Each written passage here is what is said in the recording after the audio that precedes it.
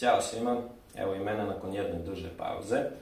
Danas spremamo najbolji i najukusniji kolač, cheesecake, i nadam se da ćete probati moj recept. Zato ostanite uz moj kanal Markova kuhinja. Za pripremu cheesecake su potrebni sljedeći sastojci.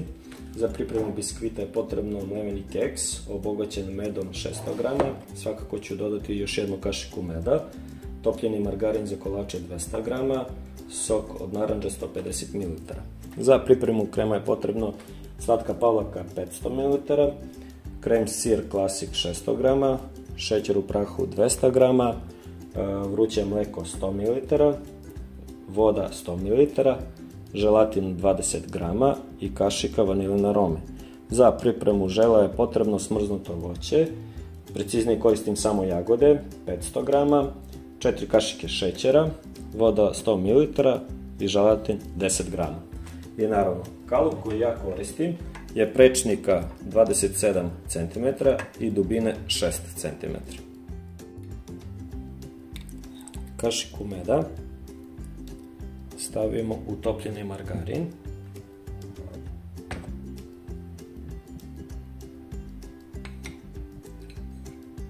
Da se to lepo rastvori. A zatim dodamo mleveni keks.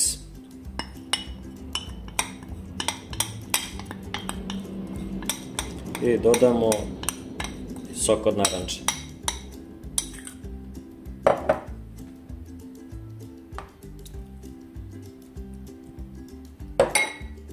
Prvo izmešamo kašikom, a zatim rukom, da se masa lepo sjedini. Pripremljenu masu stavimo u kalup.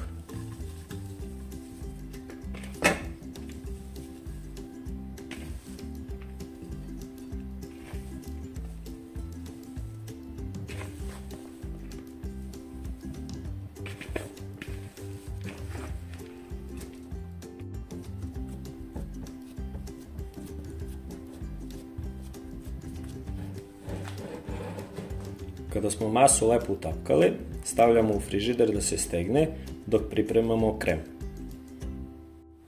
100 ml hladne vode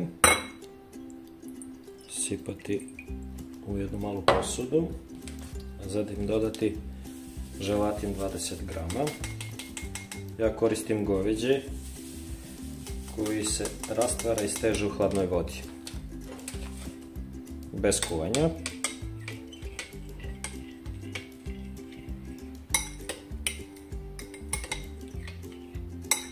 Lepo promešati želatin u hladnoj vodi.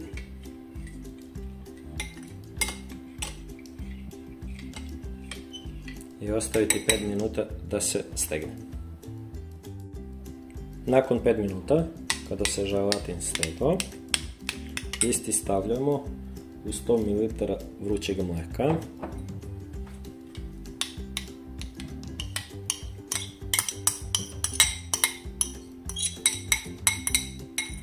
I lepo promešamo.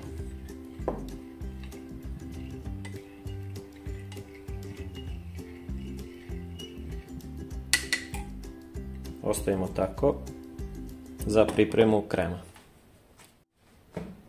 Slatku pavlaku sipamo u jednu veću posudu.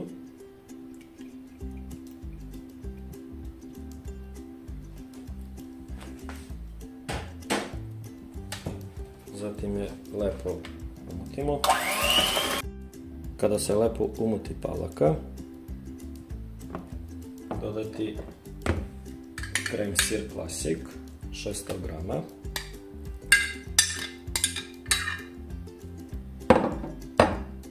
zatim jednu kašiku vaniline arome i 200 g šećera u prahu. Sve to pažljivo kašikom umutiti. A zatim mikserom mutiti i postepeno dodavati mlijeko sa želatinom.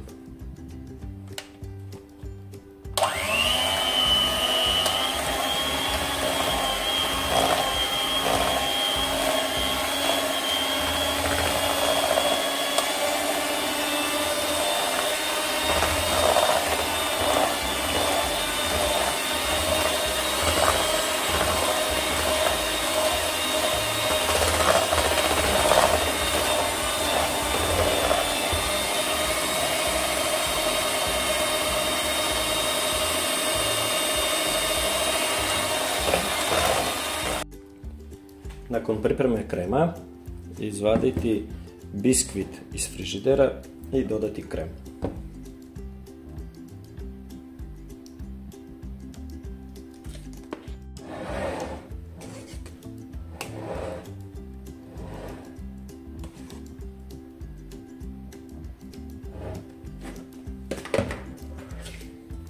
Zatim vratiti u frižider dok se priprema žele. Smrznuto voće staviti na šporet i dodati 4 kašike šećera,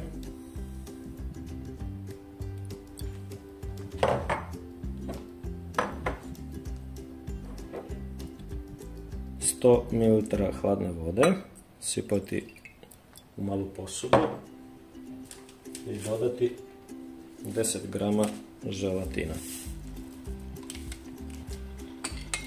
Izmešati i ostaviti 5 minuta da se stegne.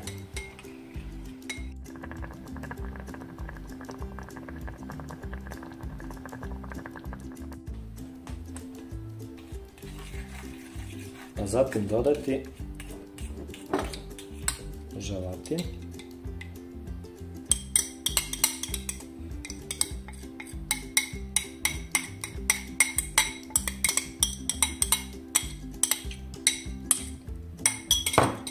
I sve to lepo izmešati. Kada se voće malo ohladilo, prelijemo kolač. Kolač je gotov. Ostaviti u frižideru 6 sati da se stegne, a zatim skinuti kalup i ostaviti još par sati u frižideru. Nakon 6 sati izvaditi kolač iz frižidera, skinuti kalup i vratiti u frižider da se još malo stegne.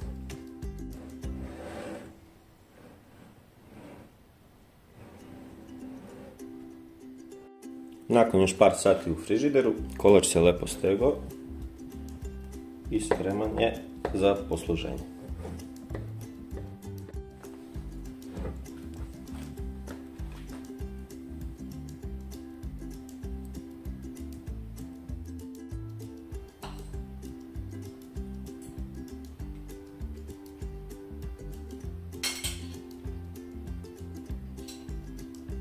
Obavezno probajte moj recept.